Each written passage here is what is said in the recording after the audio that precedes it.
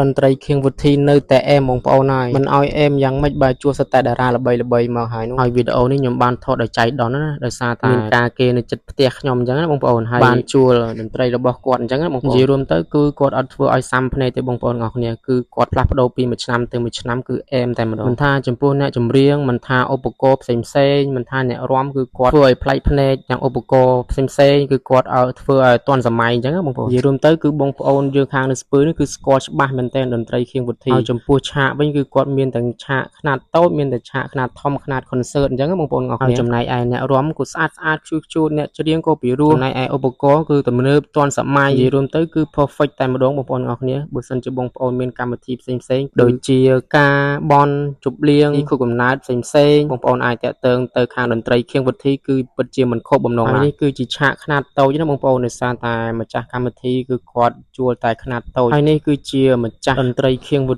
ធីបងប្អូននេះរូបពិតសម្លេងពិតឯបងប្អូនហើយនេះគឺជាឆាកតន្ត្រីខ្នាតធំបងប្អូនខ្នាត concert គឺលេងប្រចាំនៅវត្តស្ពឺបងប្អូនទាំងអស់គ្នានិយាយរួមទៅគឺរាល់ឆ្នាំឲ្យតែថ្ងៃចូលឆ្នាំគឺតន្ត្រីខៀងវិធីគឺតែងតែប្រគំនៅវត្តស្ពឺជា